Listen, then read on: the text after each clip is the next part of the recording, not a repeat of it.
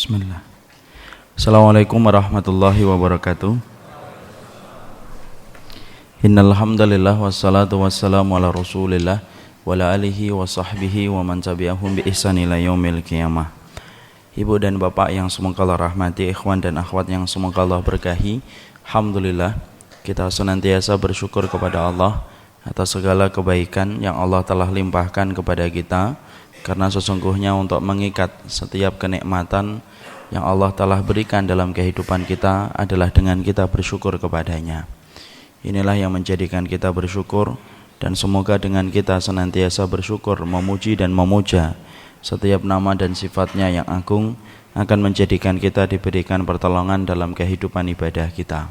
Karena sesungguhnya yang kita harapkan pertolongan Allah itu bukan dunia, tetapi pertolongan yang kita harapkan dari Allah dalam ibadah. Semoga kita diberikan istiqamah hingga kita menutup mata. Karena sesungguhnya Syekhul Islam Ibnu Taimiyah berkata, a'dhamul karamati luzumul istiqamati.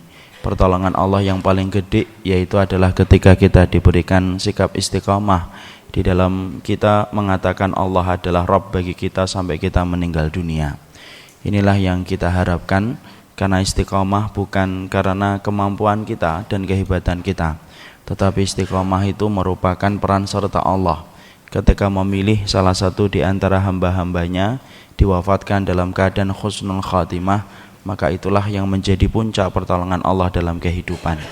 Banyaklah bersyukur kepada Allah, karena sesungguhnya syukur itu merupakan salah satu piranti untuk menjadikan diri kita diberikan pertolongan di dalam sikap istiqamah.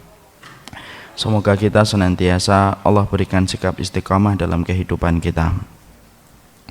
Kita akan meneruskan kajian kita, yaitu adalah kajian Al-Masail Al-Jahiliyah, yaitu membahas tentang masalah-masalah jahiliyah yang menimpa kepada orang Yahudi dan Nasara, serta menimpa kepada kaum musyrikun dan mereka orang-orang yang dicela disebabkan mereka melakukan perbuatan-perbuatan yang melanggar batasan yang telah ditetapkan oleh Allah dan menjadikan mereka terhina dalam kehidupan dunia dan kehidupan akhiratnya.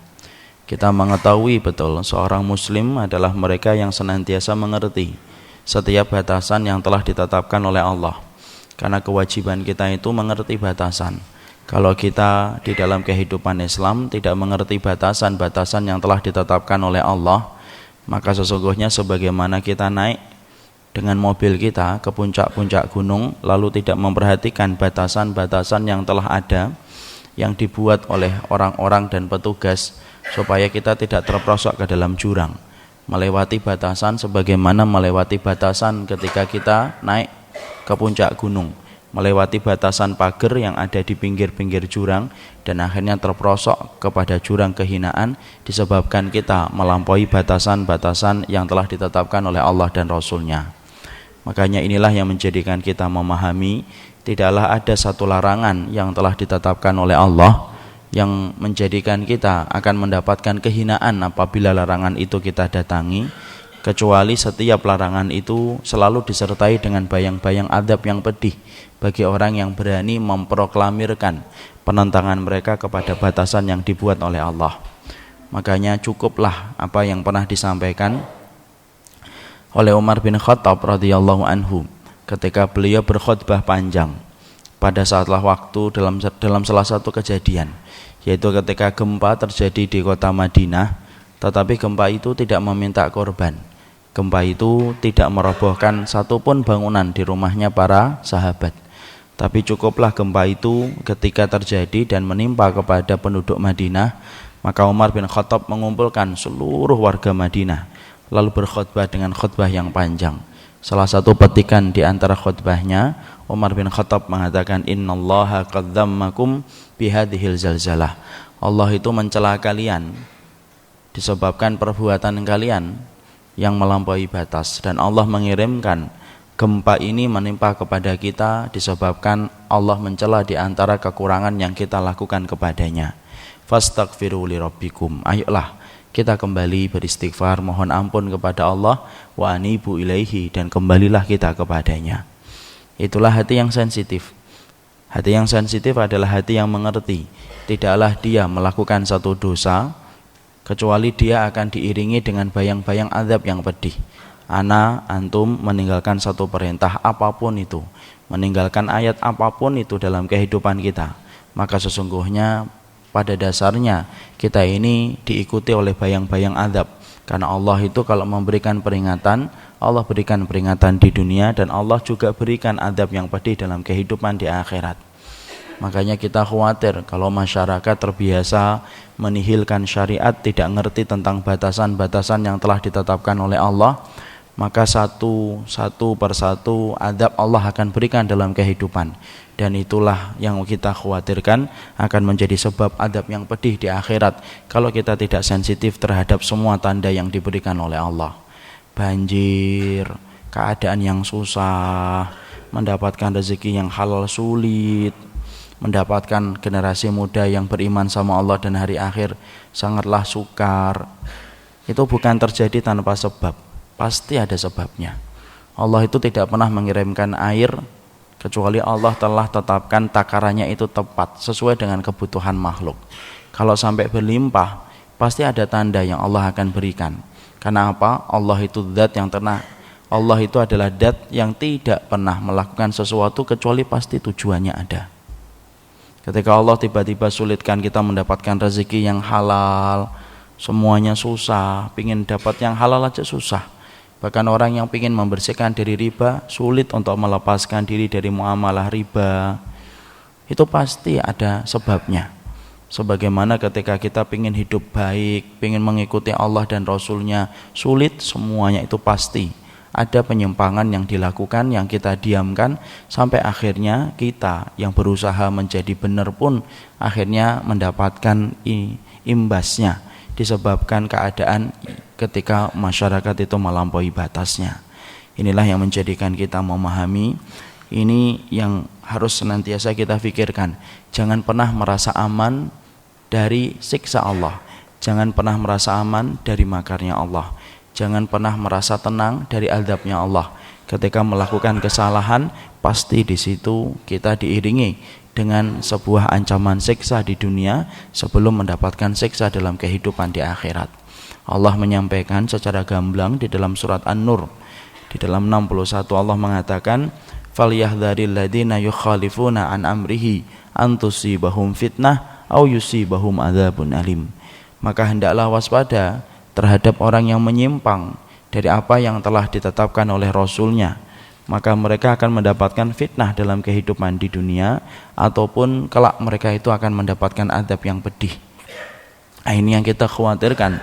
Jadi Allah itu kalau mendapati komunitas manusia mereka menyimpang dari jalan yang telah ditetapkan oleh Nabi, itu ada dua, kamu mendapatkan fitnah di dunia dan kamu akan mendapatkan azab yang pedih di akhirat kelak.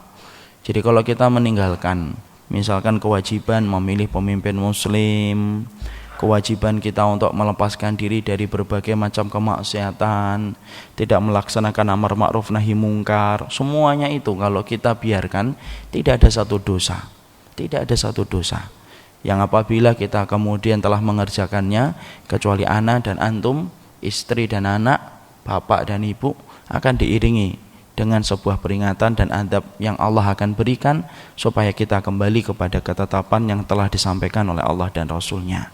Inilah yang kita khawatirkan. Dosa itu apabila dilakukan oleh manusia, bukan hanya menimpa kepada orang yang melakukan dosa itu, tapi sesungguhnya dosa apabila dilakukan oleh manusia menimpa pula kepada orang yang melihat dosa itu tetapi mendiamkan. Nah, inilah yang menjadikan kita harus paham apa sih perkara-perkara yang menjadikan orang Yahudi dan Nasara itu hina, sampai mereka dirundung dengan berbagai macam musibah, dirundung berbagai macam adab-adab di dunia, belum lagi adab yang menimpa mereka pada di akhirat. Dan kita harus paham supaya kita tidak sampai rusak sebagaimana rusaknya mereka di hadapan Allah. Mungkin mereka mulia dalam kehidupan dunia, tapi pastikan orang Yahudi, orang Nasara, orang musyrikun, mereka rusak dalam kehidupan di akhiratnya. Dan kita harus mengerti batasan-batasan yang telah diharamkan oleh Allah supaya kita tidak rusak sebagaimana rusaknya mereka dalam kehidupan di hadapan Allah Subhanahu wa taala. Maka kemudian kita akan buka yaitu halaman ke-82. Yang belum punya buku banyaklah minta hidayah sama Allah. maka 82. Maka kita akan membuka masalah yang ke-21. Di antara masalah yang kita akan dapatkan dari kehidupan orang-orang jahiliyah, ya, yaitu adalah mereka senantiasa menyembah Allah dengan siulan dan tepuk tangan. Jadi sesungguhnya kehidupan orang jahiliyah disebutkan di dalam pembahasan ini, kehidupan orang jahiliyah, kehidupan mereka ketika beribadah adalah kehidupan mereka yang senantiasa didominasi dengan siulan dan tepuk tangan. Saking masalah ini dibenci oleh Allah. Allah sebutkan itu di dalam Al-Quran. Tidaklah Allah menyebutkan tentang satu perbuatan dosa dari satu umat dan kaum sebelum kita kecuali kehinaan perkara itu dan kehinaan perbuatan itu, supaya tidak perlu terulang dalam kehidupan kita.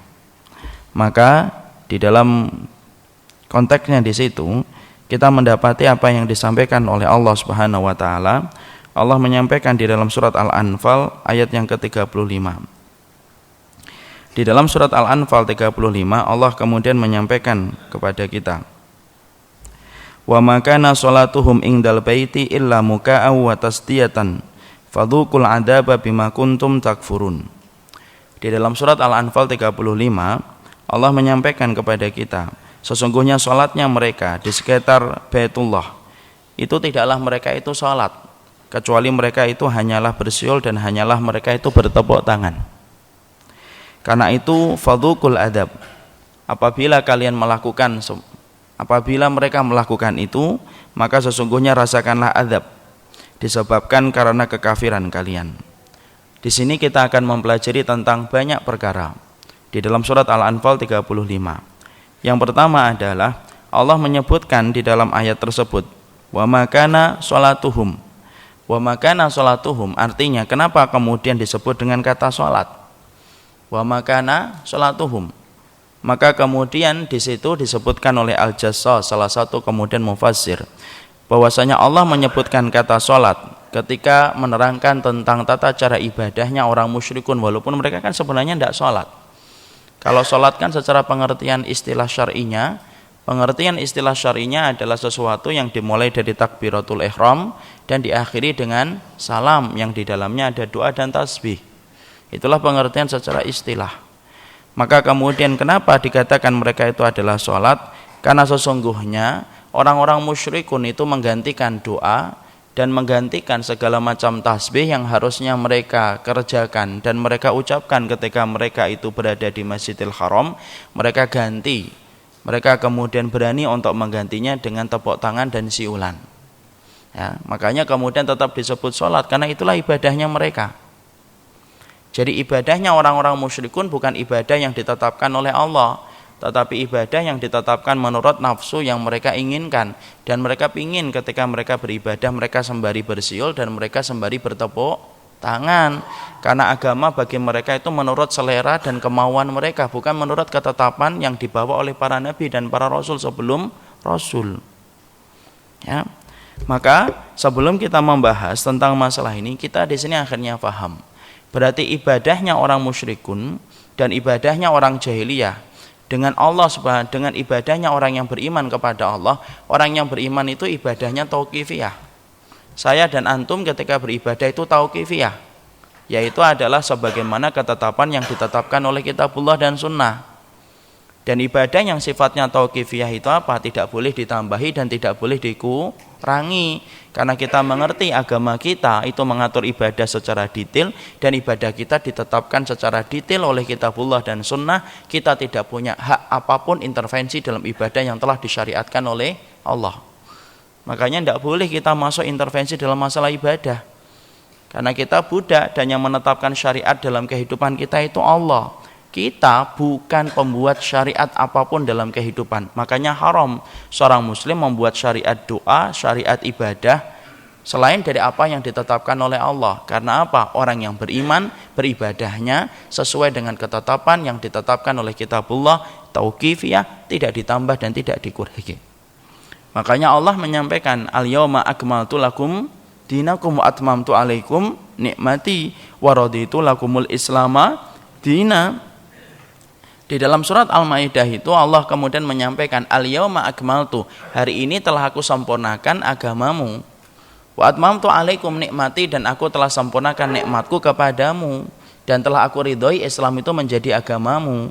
Maka Imam Ibnu Abbas radhiyallahu anhu mengatakan, faqat innallaha akhbara lil mu'minin bi annallaha qad kamala dinahu wa atamma amrahu. Ibnu Abbas ketika menerangkan tentang ayat ini, Ibnu Abbas menerangkan tentang kaidah penting dasar yang harus kita wajib yakini. Allah itu memberitahu orang mukmin melalui ayat ini, Allah telah menyempurnakan agama, dan ketika disebut kata sempurna, fala yahtaju, maka tidak membutuhkan ziyadah, tidak membutuhkan tambahan, wala nuqsan, dan tidak membutuhkan pengurangan sedikit pun. Kenapa? Karena telah disempurnakan oleh Allah dan kita beribadah menurut syariatnya Allah. Tidak perlu ditambah, tidak perlu dikurangi. Antum ketika sholat subuh dua, walaupun antum tidak ngantuk, ya sudah dua. Tadi malam mendapatkan hadiah 10 juta, ada yang transfer kemudian ngasih tahu kepada antum, itu hadiah antum. Antum tidak boleh mentang-mentang habis dapat hadiah 10 juta, kemudian sholat subuhnya tidak ngantuk, kemudian hari ini libur panjang, kemudian adalah nambah. Tidak bisa. Kenapa? Sesungguhnya ibadah telah disyariatkan dalam ketetapan kitabullah dan sunnah, dan makna kesempurnaan dalam ibadah dia tidak mengalami tambahan dan tidak mengalami pengurangan. Jadi kalau kemudian kita ingin mengenal orang berdiri di atas sunnah, salah satu indikator yaitu adalah ketika mereka beribadah tidak perlu nambahi dan tidak perlu mengurangi, walaupun niat kita adalah untuk kebaikan. Kalau orang musyrik ini niatnya ini juga mereka baik, karena mereka menganggap itu saat itu lumrah kan. Mereka bertepuk tangan dan mereka menganggap bersyul itu lumrah dalam masyarakat mereka. Tapi walaupun itu berniat baik, tetapi sesungguhnya tidak semua niatan baik itu mendapatkan pahala. Abdullah bin Mas'ud sampai beliau mengatakan, kam min muridil khair la yusibuh. Berapa banyak orang yang kemudian pingin untuk mendapatkan kebaikan, la yusibuh, tetapi dia tidak mendapatkan pahala atas kebaikan yang dia niatkan ketika kebaikan itu tidak sesuai dengan ketetapan Allah dan Rasulnya. Ya. Jangan direkayasa, jangan diinovasi. Inovasi rumahmu, inovasi mobilmu, tapi jangan pernah menginovasi ajaran yang telah ditetapkan oleh Nabi. Karena siapapun yang berani merubah ketetapan yang telah ditetapkan oleh Rasul, berarti kita telah berkhianat kepada Nabi tanpa kita sadari, menjadikan ajaran Nabi ditambahi dan dikurangi. Padahal orang yang beriman, beribadahnya sesuai dengan syariat yang telah ditetapkan oleh Allah, walaupun niatnya baik. Nah, ini contoh yang lebih kecil banget. Ya, contoh yang lebih kecil, kayak ucapan kita mengatakan apa? Jazakumullah. Ini jazakumullah ini kadang-kadang kita harus paham. Ada tipe orang yang mereka menyatakan terima kasih itu beda-beda. Ada yang mengatakan ketika dia mendapatkan kebaikan, terima kasih ya. Boleh atau tidak? Boleh. Cuma kemudian ada doanya atau tidak ada doanya? Belum ada doanya. Kalau kemudian ada yang kemudian sudah paham mengucapkan jazakumullah, ucapan jazakumullah khair itu sekarang kalau kita perhatikan ada yang ngurangin, ada yang nambahi. Yang ngurangin gimana? Jazakallah ya. Padahal jazakallah itu artinya apa? Semoga Allah membalasmu. Membalas apa? Khairan, syarron. Khairan itu baik, syarron itu buruk. Jazakallah, jazakallah apa? Jelas atau tidak jelas? Tidak jelas. Doa itu harus jelas atau tidak? Harus jelas. Tidak boleh untuk berdoa, ya Allah engkau tahu apa yang aku mau. Tidak bisa lah. Namanya doa itu ya harus jelas. Jazakallah khairan. Kenapa? Semoga Allah membalasmu dengan khairan, yaitu adalah kebaikan. Ada yang tipenya ditambahi lagi. Jazakallah khairan katsiran. Sebenarnya kurang tepat, tapi tidak sampai kemudian antum tidak perlu ini bid'ah, ini tidak usah gitu, ini kurang tepat aja, belum paham saja. Maka kemudian ada yang nambahi jazakallah khairan katsira. Tampaknya sih mantep, semoga Allah memberikan kepadamu kebaikan yang banyak, gitu kan. Tetapi ternyata kalau kita perhatikan dalam matan-matan dalam hadis-hadis, kita akan mendapati bahwasanya Nabi cukup mengatakan jazakallah khairan, sudah.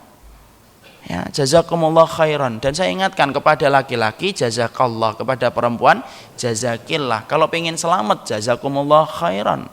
Kadang-kadang ibu-ibu sama saya salah, jazakillah khairan ya salah. Berarti saya harus pakai jilbab dan cadar. Itu nyindir saya atau gimana ya? Apa saya kelihatan cantik? Tidak boleh jazakillah. Yang penting adalah jazakallah khairan. Tapi kalau ingin selamat, jazakumullah khairan. Itu termasuk di antara perkara kecilnya, kecil ini, para kecil-kecil. Di situ kemudian kita mengetahui ibadah kita ditetapkan oleh Allah. Makanya definisi ibadah di dalam Islam yang sebagaimana disebutkan oleh Syekhul Islam Ibnu Taimiyah, ismun jami'un lima yuhibbuhullahu wa yardahu minal aqwali wal af'ali adz-dzahirah wal batinah. Makanya Imam Ibnu Taimiyah itu berkata, yang ditanya tentang definisi ibadah itu apa? Ismun jami'un, nama yang mencakup seluruh perkara-perkara yang dicintai oleh Allah dan diridhai oleh Allah. Minal aqwal, dari perkataan, wal af'al, dari perbuatan, adz-dzahirah, yang zahir, wal batinah, dan yang batin. Berarti namanya ibadah itu, selain itu kemudian ditetapkan, yang menetapkan adalah dengan indikator dicintai oleh Allah dan diridhai oleh Allah.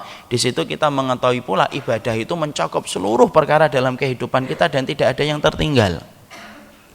Ya, ini sekali lagi saya sampaikan bahwasanya siapapun yang mengatakan bahwasanya agama hari ini berpisah dengan negara, maaf ya, perkataan itu tidak benar. Kalau antum seorang muslim yang mengatakan itu, saya mencintai antum karena Allah, terimalah apa yang saya sampaikan ini. Sesungguhnya agama dan negara tidak pernah berpisah, dan semoga antum mau untuk memperbaiki dan mengkoreksi kesalahan itu.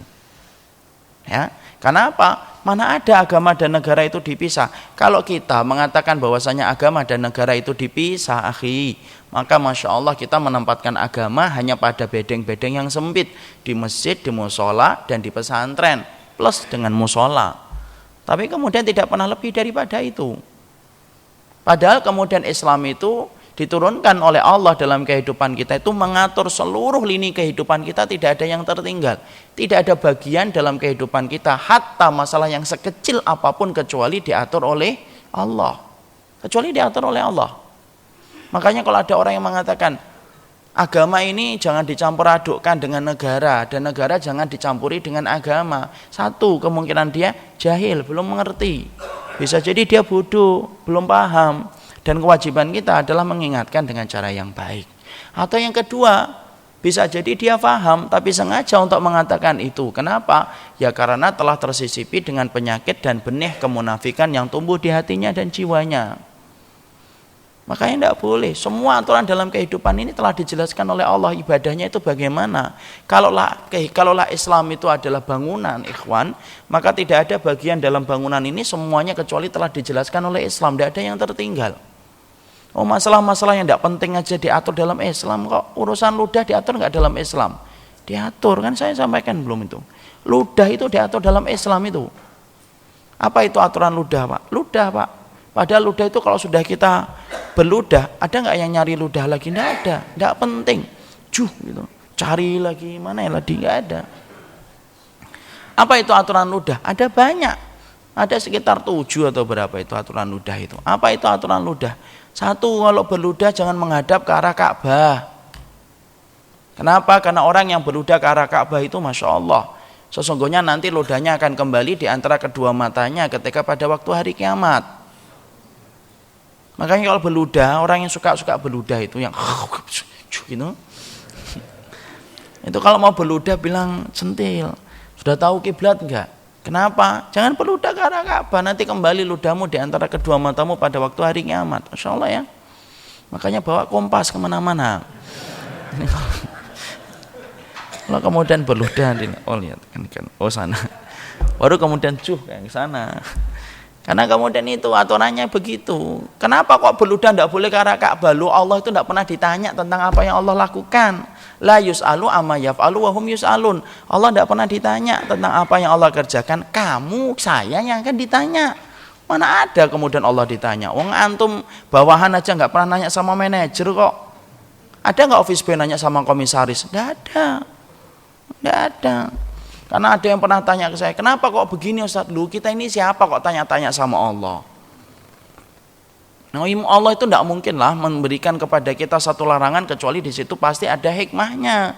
Kalau akal kita belum mampu menjangkau, itu bukan karena Allah itu salah, enggak. Karena kita terlalu bodoh, tidak mampu menjangkau ilmu yang telah ditetapkan oleh Allah. Ya sudah, memang larangannya gitu kok. Office boy itu tidak akan pernah nanya komisaris. Saya pernah ngikutin acara, telat banget komisarisnya itu. Acara itu mau kajian berbuka puasa. Itu sampai telat itu komisarisnya. Saya diminta nanti dari jam 5 ya Ustadz. Iya, sampai setengah 6 ya. Komisarisnya sampai setengah 6 belum datang. Acara tidak dimulai. Maghrib jam 6 kurang 1/4. Jam 6 kurang 10 maaf. Kemudian saya mikir ini tinggal berapa menit ini. Ternyata komisarisnya baru datang jam berapa? Setengah 6 lebih 5. Saya tuh bayangin itu 10 menit ngomong apa ya saya. Tapi sampai kemudian saya nyampaikan kajian, sampai kemudian ini selesai, walaupun 10 menit. Tidak ada itu satupun di antara pegawai yang saat itu hadir, yang jumlahnya 150 itu, yang berani ngomong sama komisaris, komisaris, telat. Kemana aja sih? Nggak ada yang nanya. Lu sama komisaris aja nggak berani nanya, kok sama Allah nanya-nanya. Ya sopan itu. Ya. Jadi kalau sudah ditetapkan oleh Allah larangan, ya sudah begitu. Itu ludah Pak yang pertama. Yang kedua, aturan ludah itu apa? Aturan ludah itu, maka kalau sakit, tawasul dengan ludahnya. Ya, supaya kemudian menyembuhkan. Tawasul dengan ludah itu artinya menjadikan telunjuk kita diludahin, ditempelkan ke atas muka bumi, diusapkan ke bagian tubuh yang terasa sakit. Dalam riwayat Bukhari Muslim. Jadi sebelum kita buru-buru minum obat-obat tertentu, merek-merek tertentu, ya maka kemudian yang dilakukan oleh seorang yang beriman sama Allah itu apa? Menjadikan obat itu dari Quran dan zikir dulu. Quran itu ya dibacakan Al-Ikhlas, Al-Falaq, An-Nas. Kemudian kalau kemudian sudah membacakan itu, kemudian salah satu sunnah itu apa? Ini diludahin ini. Diludahin basah. Ya, basah. Diludahin. Ya, dengan ludahnya sendiri ya, enggak usah ludah teman. Kemudian diludahin dengan kemudian ludah sendiri, kemudian sono ke tempat parkir sana. Kemudian tempelkan itu ke atas tanah itu. Nempel, usapkan ke bagian tubuh yang terasa sakit. Ya, sembari kita membaca doa bismillahi turbatu ardina biriqati ba'dina yushfa saqimuna bi'idni rabbina. Ya Allah, dengan nama Engkau ya Allah, tanah bumi kami sebagian dari ludah kami menyembuhkan sebagian, menyembuhkan penyakit-penyakit kami dengan izin kami. Usap ke bagian tubuh yang sakit. Kalau sini kenceng itu, habis makan soto santan itu, sini sembari kemudian dintiin santannya. Kemudian sini atau kemudian sini itu, ini kelihatan tua banget di sini nih. Di sini diusap sini. Kalau basah Ustaz lukanya, luka kalau basah di sekitar lukanya, jangan di tempat basahnya dikasih tanah, enggak, di sekitarnya saja. Misalnya sini ada luka nih misalkan, di sini sekitarnya nih. Kalau jerawat bisa enggak? Saya enggak ngerti jerawat itu penyakit atau enggak. Masalahnya jerawat itu penyakit atau enggak saya enggak tahu. Itu termasuk sunnah. Antum ngerjain atau tidak? Enggak usah jawab. Sedih saya. Karena itu termasuk sunnah al-mahjurah itu. Tahu sunnah al-mahjurah? Sunnah al-mahjurah, sunnah yang tertanggalkan, sunnah yang sedikit orang mengerjakannya. Padahal itu termasuk sunnah itu. Kalau antum membaca kitab-kitab para salaf itu Nabi melakukan itu. Ya, kalau sudah kayak gitu bacain Al-Ikhlas, Al-Falaq, An-Nas, kemudian saya gituin tidak sembuh gimana Ustaz? Itu bukan karena Rasulnya bohong, enggak, tapi karena ketetapan takdirnya lebih berat daripada doa yang kamu ucapkan. Dan Allah ketika menetapkan takdir yang lebih berat, di situ kita paham pasti ada hikmahnya. 2 itu ludah. 3 urusan ludah itu apa? Urusan ludah itu Masya Allah ya, sampai lengkapnya syariat ini. Urusan ludah itu Pak, kalau kemudian kita sholat kemudian diganggu setan, maka bacaan kita berantakan, berarti ada setan yang ganggu kita. Namanya setan siapa? Setan siapa? Siapa? Khinzib. Khinzib itu nama setan ya, jangan dikasih nama ke anaknya nanti. Nama anaknya siapa? Muhammad Khinzib. Itu namanya setan yang mengganggu kita dalam sholat. Kalau kemudian kita sholat, kemudian bacaan kita berantakan, kemudian kita beludah, coba beludah ke arah kiri 3 kali, tapi kemudian ludah yang ringan, watful. Membaca apa? A'udzubillahi minasyaitonirrajim min hamzihi wa nafthihi wa nafsihi. Sudah insyaallah dikembalikan. Tapi kalau enggak dikembalikan setelah itu berarti kita banyak maksiat ya. Jadi hafalan kita yang berantakan, setannya enggak salah. Jadi Qul ya ayyuhal kafirun, ndak balik-balik a'udzubillahi minasyaitonir rajim. Ndak balik. Nah itu. Oh, ndak balik Ustaz. Nah itu berarti hafalanmu yang berantakan banget itu. Jadi jangan salahkan setan. Setannya kemudian ini khinzibnya ngeliatin, "Emang saya goda kamu apa?" Kita harus paham itu ludah Pak 3 mau dibahas terus habis ini. Ludah gimana boleh nggak kita sholat kemudian ngeluarin ludah? Masya Allah mimpi yang buruk kemudian beludah ke arah kiri. Para ulama membahas ludah itu najis atau tidak najis. Loh, urusan sekecil itu dibahas dalam syariat sunnah loh. Kok sampai mengatakan tega mengatakan agama dan negara itu kok dipisah? Pahami, saya mencintai antum, siapapun yang ngomong ini, saya ini anak mencintai antum karena Allah nih, tapi apa yang antum sampaikan itu salah. Ayo, mari sama-sama nih. Di sini mari datang ke Masjid As-Salam. Ayo kita bareng-bareng belajar. Karena sesungguhnya perkataan itu perkataan yang kurang benar. Jadi agama dan negara itu diatur. Kenapa? Semua kehidupan kita itu ada ibadahnya, Pak. Makanya kalau ada orang yang sering ngomong, santai aja hidup itu. Dikit-dikit ngomong ibadah, dikit-dikit ngomong ibadah. Malah kita bingung. Kita nanya sama dia, di bagian hidup mana yang tidak ada ibadahnya itu yang mana? Oh sampai urusan kamu ke belakang aja ada ibadahnya kok. Sampai kita ke kamar mandi itu semua ada ilmunya atau enggak? Ada. Kenapa kita mengucapkan Allahumma inni a'udzubika minal khubusi wal khubais? Karena kemudian tempat yang paling banyak setannya itu kamar mandi. Kenapa kemudian ketika kita keluar tuh membaca gufronaka? Keluar kamar mandi bacanya apa Pak? Kenapa membaca gufronaka? Kenapa kok minta ampunan sama Allah? Karena nikmat yang terlupakan ketika kita habis membuang hajat. Orang itu cenderung lupa kalau kencing dan buang hajatnya itu karena nikmat Allah. Kalau dia tidak bisa ngeden, tidak bisa keluar. Karena kita sering lupa, maka kemudian ketika keluar membaca apa? Gufronaka, ampunanmu ya Allah tadi saya lupa. Kalau kemudian habis BAB itu ternyata semuanya itu nikmat darimu. Coba sedetail itu, tidak ada bagian dalam kehidupan itu yang tidak diatur. Urusan kuku diatur, urusan kuku kapan motong, bagaimana cara motongnya, urusan kumis diatur, urusan jenggot diatur, urusan ketek diatur. Urusan ketek diatur, lebih baik digunting atau dicabut. Nah itu saya tanya sama antum, digunting atau dicabut lagi? Bener. Nanti di rumah gunting, walaupun digunting tidak haram loh. Sampai urusan ketek digunting atau dicabut itu ada, itu penjelasannya secara syariat.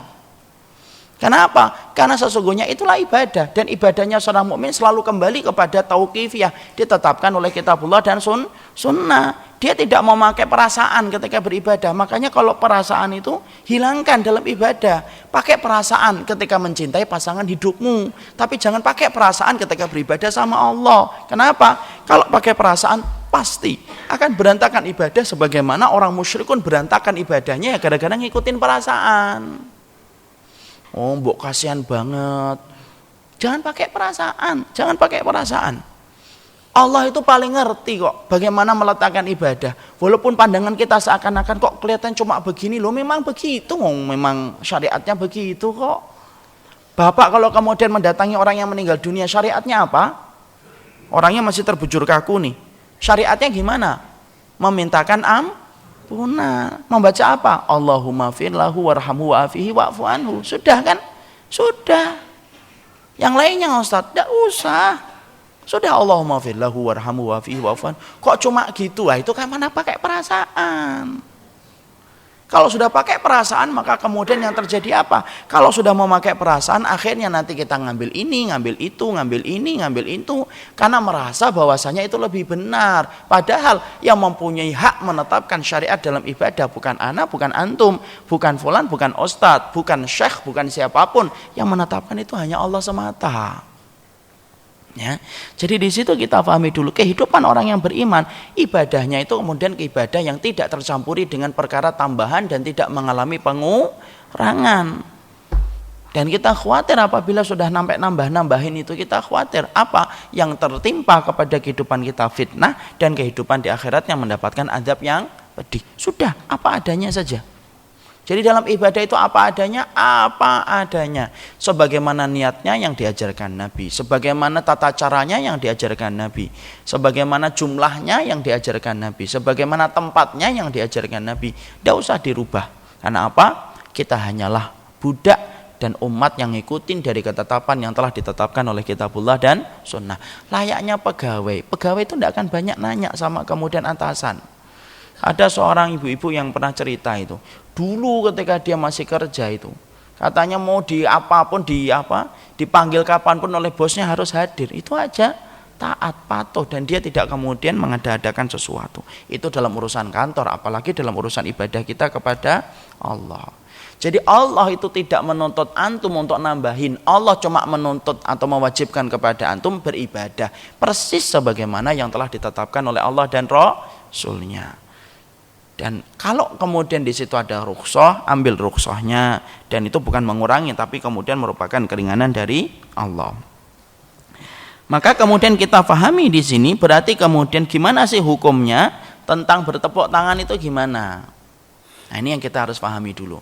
Bertepuk tangan, maka kemudian apakah ini diperbolehkan atau tidak?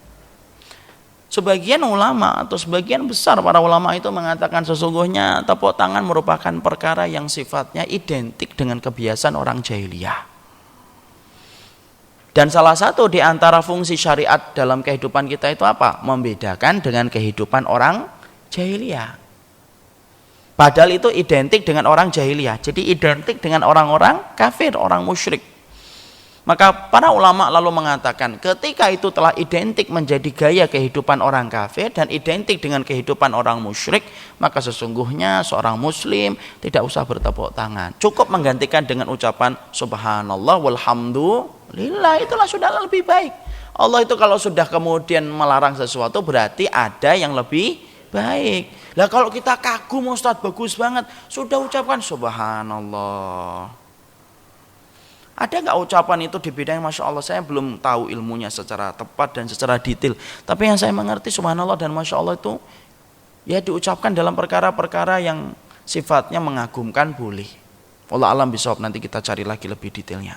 Tapi di situ kita membahas, berarti kalau kita bertepuk tangan yang paling afdol itu apa? Ya digantikan dengan kita mengucapkan subhanallah wa subhanallah, kemudian Masya Allah, sudah itu yang lebih baik. Dan apa yang telah digantikan oleh Allah ketika Allah kemudian melarang sesuatu, kecuali penggantinya itu jauh lebih baik bagi orang yang beriman. Ya kalau kita beriman, ya kita tahu itu jauh lebih baik.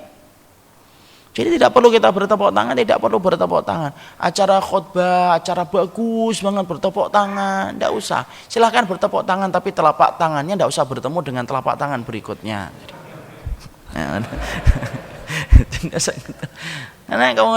Karena sesungguhnya Allah menyebutkan itu merupakan bagian dari kehidupan jahiliyah. Makanya Allah sampaikan tadi kan surat 35 tadi, yaitu siulan dan tepuk tangan.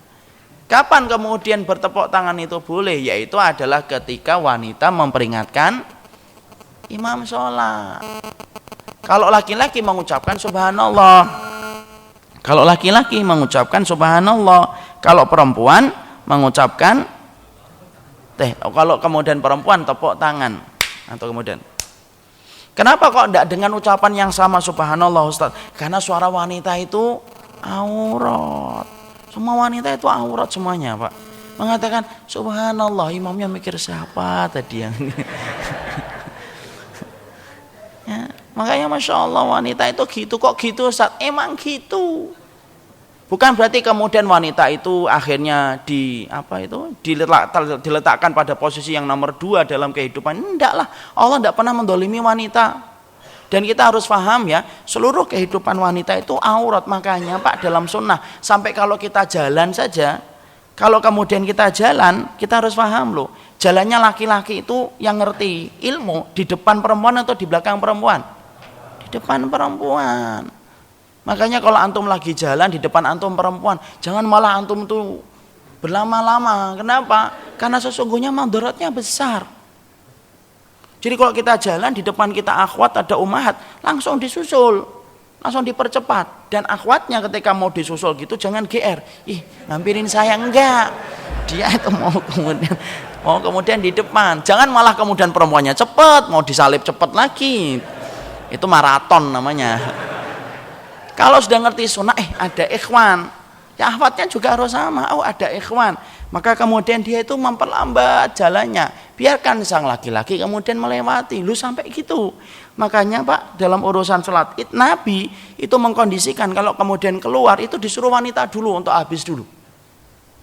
Ya kan? Karena kalau kemudian yang kita khawatirkan apa? Kalau ibadah campur aduk misalkan, maka yang khawatir itu apa? Selalu pandangan laki-laki. Yang kemudian apa? Karena memang apapun dari kehidupan wanita bisa menjadi aurat bagi setiap laki-laki. Jadi kemudian keluar sholat Id, kemudian bareng itu sesek-sesekan di gerbang itu. Melihat, wih, pakai hitam bagus juga ya dia ya. Kayak gitu kan. Akhirnya apa? Akhirnya menjadi fitnah. Allah yang ngerti itu. Ya, makanya wanita kemudian ketika mereka mengingatkan imam tidak pakai suara tapi pakai tepuk adapun kemudian laki-laki maka memakai subhanallah. Dan saya ingatkan ya, tidak pernah ada satupun syariat yang mencoba untuk mendolimi wanita.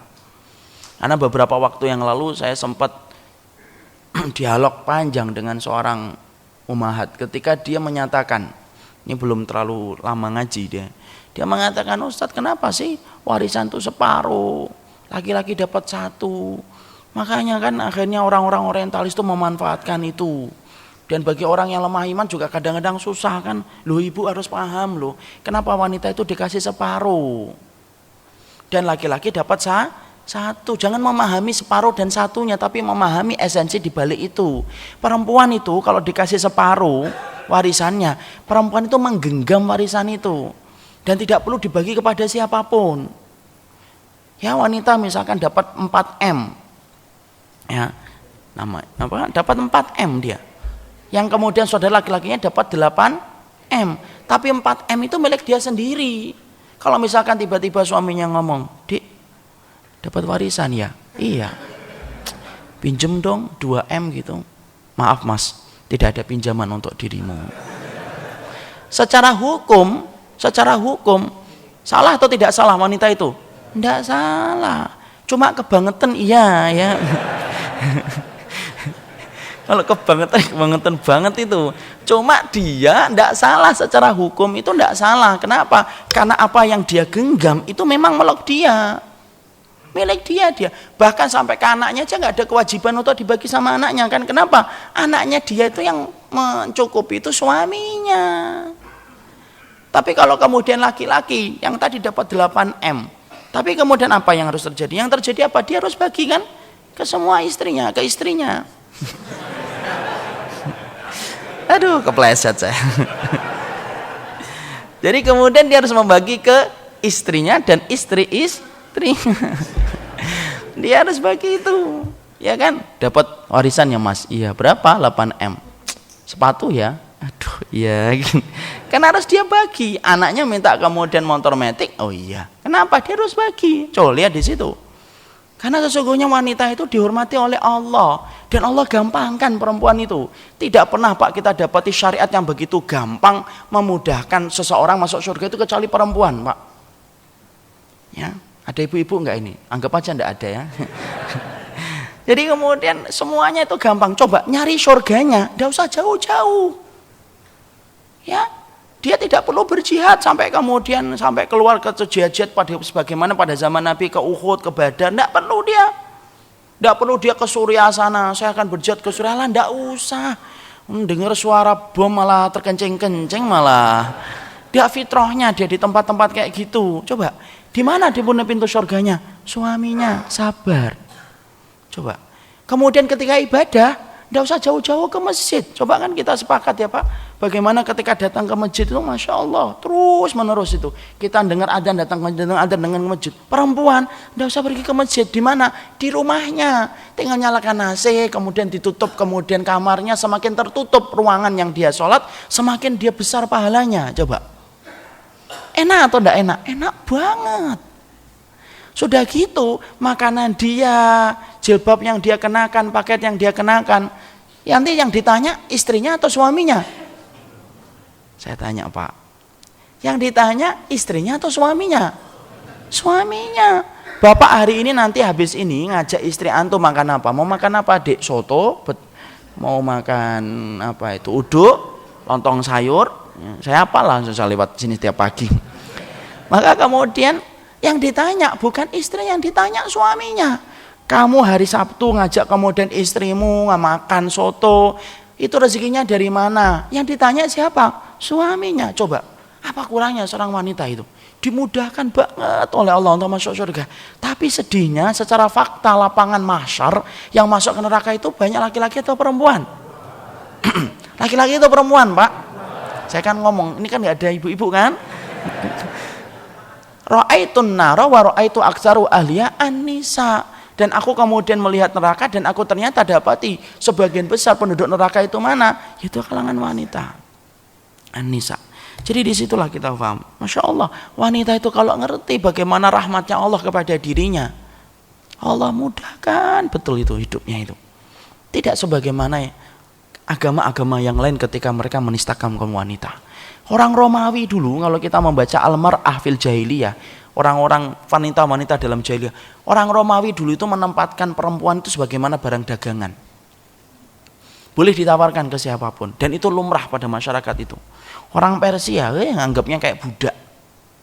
Coba lihat Islam. Islam, Masya Allah, dihormatin betul. Sampai dalam semua urusan dibahas dalam kalangan wanita. Ujung kainnya saja ketika memakai baju diatur sama Islam, Pak. Ujung kainnya itu kalau kemudian kena kotoran, maka najis atau tidak najis ujung kainnya itu? Enggak lah. Makanya wanita itu yang paling afdol kalau memakai jubah itu yang panjang, yang kakinya nggak kelihatan. Kalau dia kemudian satu seretan itu kena najis, seretan berikutnya menyucikan. Coba Pak, sampai ujung kainnya aja dibahas sama syariat itu. Mana ada syariat yang sampai detail ngatur wanita sebagaimana? Sampai urusan darahnya dia setiap bulannya, yang mana dia saja merasa jijik melihat darah itu setiap siklus bulanannya, itu diatur. Itu kapan itu darah, kapan itu nifas, kapan itu istihadah, dibeda-bedakan. Bagaimana indahnya Allah itu ketika mengatur kehidupan wanita. Makanya jangan suudzon. Karena sering sekali kita itu kalau nanti mendapati April, kemudian ada hari Kartini, seakan-akan Islam itu mendiskreditkan perempuan banget itu. Seakan-akan perempuan-perempuan yang keluar dari rumah itulah perempuan yang benar. Padahal tidak pernah kayak gitu. Coba syariatnya ketika harus ditemani mahram. Sekarang kita ngelihat kan sendiri kan gimana ketika kejadian di mana itu? Di Klender kan? Bagaimana kemudian perempuan mau dibunuh kan di dalam angkot kan? Coba kalau wanita itu kemudian ada seorang mahramnya. Makanya Rasulullah sampai mengatakan sama mahram. Itu karena ingin melindungi wanita itu, bukan untuk kemudian memenjarakan dia, tidak sama sekali. Makanya di situ kita paham, tidak ada sebuah perkara yang sifatnya adalah mendolimi seorang wanita. Maka di situ kita mengetahui hukum, yaitu adalah bertepuk tangan adalah satu perkara yang sebaiknya dihindari. Tidak perlu kita bertepuk tangan. Ya, tidak perlu bertepuk tangan. Tapi maaf ya, kalau nanti antum mengingatkan saudara antum ketika masih melakukan itu, tolong jangan dengan cara yang keras, jangan cara yang kasar. Dan harus paham dia sudah ngaji atau belum. Kalau belum ngaji, tidak usah masalahin tepuk tangannya dulu, masalah akidah dulu, masalah sunnah yang lebih penting dulu. Karena kalau antum langsung kemudian masalah kecil itu, antum langsung ngomongin panjang lebar. Antum tahu nggak tepuk tangan itu? Oh, kebiasaan orang jahiliyah tepuk tangan itu. Itu orang kafir itu yang tepuk tangan ini panjang. Padahal dia belum paham akidah, belum paham sunnah. Gara-gara masalah tepuk tangan, dia lari dari akidah, dia lari dari sunnah yang lebih pokok. Ketika kita tidak ngerti bagaimana prioritas ketika berdakwah. Makanya dakwah itu apa? Akidah dulu.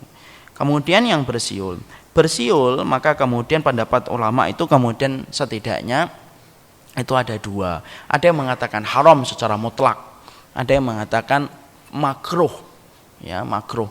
Artinya kemudian beberapa ulama mengatakan bersiul itu boleh dalam beberapa perkara yang sangat penting. Makanya kalau antum tanya gimana hukumnya peluit, tukang parkir prit gitu. Jangan antum berhenti, Pak tahu nggak Pak peluit ini kebiasaan jahiliyah. Maka kemudian dalam Syekh Utsaimin mengatakan diperbolehkan untuk kemudian kita memakai itu dalam kondisi-kondisi yang dibutuhkan. Ya, tetapi kalau kemudian bersiul kayak gitu, itu hukumnya haram. Kalau kemudian tidak ada darurat, tidak ada kepentingan, tidak ada hajat. Ada nggak dalilnya yang menerangkan bahwasanya bersiul itu ngundang setan, Ustaz? Nah, itu yang biasanya masyarakat. Tidak ada keterangan semacam itu. Tapi yang jelas dalam surat Al-Anfal 35 Allah ingin menyampaikan kepada kita tata caranya adalah tata cara orang jahiliyah yang mana mereka selalu bertepuk tangan dan selalu bersiul. Di situ pula saya sampaikan dulu. Ya. Maka kemudian sebagaimana dikatakan di dalam kitab Al-Adab Asy-Syariah, Ibnu Muflih itu kemudian mengatakan qala Syekh Abdul Qadir Al-Jailani. Kita harus paham ya, Syekh Abdul Qadir Al-Jailani itu adalah salah satu ulama Ahlus Sunnah. Kapan-kapan kita bahas sirahnya, Masya Allah indah kehidupan Abdul Qadir. Beliau mengatakan yukrah as-safir wa tasfiq. Maka sesungguhnya dimakruhkan bagi kita, yaitu adalah bersiul, dan dimakruhkan bagi kita untuk bertepuk tangan. Maka sifatnya adalah makruh. Dari disitulah keumumannya memakai peluit apabila diperlukan, maka diperbolehkan. Karena untuk menyampaikan satu hajat yang jauh apabila kita tidak mempunyai suara yang melengking untuk sampai kepada orang yang kita tuju. Misalkan kereta itu kan sudah kebiasaannya memang pakai peluit. Ya sudah, dia memakai peluit itu dan itu diperbolehkan karena hajat yang terkandung di dalamnya. Maka di situ pula kita harus paham, kita akhirnya di sini yang terakhir haram bagi kita untuk kemudian beribadah itu tasyabuh. Jadi jangan tasyabuh dalam. Kalau nambahi saja tidak boleh, ngurangin tidak boleh, apalagi tasyabuh. Karena banyak orang yang hari ini tasyabuh dalam ibadah. Tasyabuh itu apa? Tasyabuh itu niru-niru kebiasaan orang kafir ketika mereka beribadah. Contoh mendekatkan kepada Allah dengan lagu, itu sebenarnya tidak ada. Nanti sebentar lagi Ramadan ini, nanti biasanya musik-musik religi muncul satu per satu. Maka sesungguhnya tidak perlu mendekatkan kepada Allah dengan cara yang kurang benar. Karena Allah itu tidak pernah meridhai itu. Dan ingat loh, salah satu tanda akhir zaman itu apa? Yaitu adalah ketika Quran sudah dilagukan. Ya, jadi salah satu indikator zaman fitnah itu apa? Yaitu ketika orang sudah menyanyikan kembali Al-Quran dengan alat musik. Dan kita paham ya, masalah musik adalah masalah secara jumhur ulama sudah mengatakan bahwasanya itu adalah sesuatu yang sifatnya menumbuhkan kemunafikan. Innal ghina yunbitun nifaq. Sesungguhnya lagu itu menumbuhkan kemunafikan. Dan di antara azab yang Allah berikan kepada orang yang menikmati musik itu apa? Allah jauhkan dia untuk tidak bisa menikmati Quran. Dan apa ridho toh kita kemudian dengerin musik gitu. Wong kita ketika mati aja enggak ridho kok mendengarin. Orang yang biasa dengerin dangdut, rock, pop, mau nggak kalau mati kemudian dinyalakan itu? Mau sakratul maut ditanya, mau musik apa Pak? Pop atau dangdut? Nggak mau lah. Ya. Ya kok kemudian hidupnya dengerin itu terus, orang itu kalau mau mati semuanya sepakat sejahat-jahatnya orang. Itu pasti dia pingin dengerin Quran. Lalu kenapa ketika hidup nggak mau dengerin Quran? Ya, dan masalah musik ini kita harus paham, di antara tanda akhir zaman itu banyaknya orang yang melakukan Al-Quran dengan alat musik. Makanya saking beratnya zaman itu, makanya Nabi mengatakan dalam hadis yang sahih, badiru bil mauti sittan imra'atas sufaha wa kasratu asyratin wa ba'il hukmi wa istighfafan biddami wa qati'atu rahimin wa nash'an yattakhidunal qur'ana mazamira yuqaddimunahu ar-rajul li ghannihim bil Qur'an. Suf. Sampai Nabi mengatakan, mintalah kamu mati. Minta mati kalau kalian itu melihat 6 perkara. 1, pemimpin-pemimpin yang bodoh. 2, banyaknya tanda kiamat yang sudah bermunculan di mana-mana. 3, bai'al hukmi, jual beli hukum di mana-mana. 4, istighfafan bidami, orang gampang mengalirkan darah. 5, qati'atu rahimin, orang gampang memutuskan tali silaturahmi. Yang ke-6, wa nash'an yattakhidunal Qur'an mazamira, yaitu mereka menjadikan Quran itu suara-suara musik yang diiringi dengan musik. Yuqaddimunahu ar-rajul, mereka mengajukan seseorang untuk kemudian menyanyikan Al-Quran itu, wa in kana aqalluhum fiqhan, walaupun orang yang diajukan itu orang yang tidak paham apa yang dia baca sama sekali. Nah itu muncul atau tidak muncul sekarang? Muncul lah. Makanya di situ kita pahami tasyabuh itu. Mana ada gereja yang nggak pakai piano, Pak? Ya atau tidak? Bahkan kemudian kita melihat ya, orang-orang di barat itu rata-rata penyanyi yang kemudian terkenal itu ya dulunya penyanyi di gereja. Nah kok kemudian kita malah niru? Allah sudah memberikan kepada kita pengganti yang jauh lebih baik kok, Quran. Saya tidak bisa nikmatin Quran. Yang salah bukan Qurannya. Tanya sama Allah, apa salahmu, apa dosamu sampai kamu nggak bisa menikmati Quran? Karena Quran itu pasti nikmat atau tidak nikmat? Pasti nikmat. Kenapa? Wong syair yang dibuat oleh orang yang berzina saja dinikmatin orang kok, apalagi sebuah kalamnya Allah. Orang yang membuat lagu itu orang yang mungkin tidak sholat Pak, mungkin ya. Ada sebagian yang mungkin tidak sholat, mungkin kebiasaannya kalau malam itu minum khamr. Mungkin dia kebiasaannya berzina, itu dinikmatin bagi orang yang kemudian membuka hatinya untuk itu. Loh, Allah itu menurunkan Quran itu ya pasti nikmat. Kalau kemudian kita belum bisa menikmati Quran, ya mari kita tanya sama Allah, ya Allah dosa apa ya kok sampai saya tidak bisa menikmati Quran? Quran itu turun dari Allah, lagu turunnya dari manusia dan syaitan kok. Makanya kalau kita kemudian mendapati ada kegersangan, kita membaca Al-Quran, maka perbanyaklah istighfar supaya Allah mengembalikan kenikmatan untuk mendengarkan Al-Quran. Sampai bayi aja beda Pak. Bayi yang didengerin Quran sama bayi yang didengerin musik itu beda. Saya pernah itu kemudian tahu ada seorang yang kemudian rata-rata orang-orang balita pun yang hafal Al-Quran itu ternyata kesamaannya apa? Ibu-ibu mereka itu suka dengerin Quran. Dari semenjak menikah sampai kemudian hamil sampai kemudian melahirkan, sampai anaknya ketika lahir tidak pernah bisa jauh dari Quran. Kenapa? Sudah membiasakan dengan Quran. Bahkan ada satu kejadian nyata, ini ada ibu-ibu yang cerita ketika kita habis mendah buku. Ustaz, dulu saya tidak ngerti ilmunya, saya dengerin suara musik klasik, kan itu ada penelitian gitu. Dan antum harus paham dulu ya, semua penelitian yang datang dari orang kafir itu, tidak bisa dibenerin, tidak bisa kemudian jangan langsung ditelan mentah-mentah. Karena semua penelitian dari orang kafir itu kita harus berhenti dulu. Kalau sesuai dengan kitabullah dan sunnah, laksanakan. Kalau bertentangan teori itu dengan kitabullah dan sunnah, genggam kitabullahnya, gigit sunnahnya. Jangan digigit, itu penelitian. Gampang banget ya kita ini terpana dengan kata penelitian dari orang barat. Ini siapa yang menjamin benar? Tidak ada yang menjamin satupun di antara ulama yang mereka katakan itu benar. Ya, maka kemudian dia termakan dengan sebuah penulisan itu, penelitian itu. Apa yang terjadi? Maka kemudian dia dengerin musik itu. Lalu anaknya sampai sekarang tidak pernah bisa jauh dari musik. Disuruh membaca Quran, ogah-ogahan. Suruh dengerin Quran doang, ogah-ogahan. Di mobil suruh ganti. Bosan main ini terus. Ya, mamanya ngomong, lah kamu apa ndak bosan apa dengerin lagu terus? Enggak, kalau lagu kan bisa beda-beda katanya. Susah. Makanya insya Allah disitulah kita paham. Jadi beribadah kepada Allah tidak boleh tasyabuh. Tidak boleh tasyabuh apapun. Tidak boleh tasyabuh sama orang Hindu, tidak boleh tasyabuh dengan orang Buddha, tidak boleh tasyabuh dengan orang Kristen, orang Nasoro. Kenapa? Kita telah dimuliakan dengan syariat yang Allah tetapkan, dan syariat ibadah itu tidak perlu kita nistakan dan tidak perlu kita hinakan dengan kita mengikuti gaya kehidupan agama-agama yang lain. Jadi jangan pernah kita beribadah dengan alat musik, karena sesungguhnya Allah tidak pernah meridhai perbuatan itu. Ini yang ke-82 dan 83. Ini yang dapat kita sampaikan dalam pertemuan kali ini. Semoga Allah meridhai apa yang kita lakukan dan kita kerjakan insyaallah.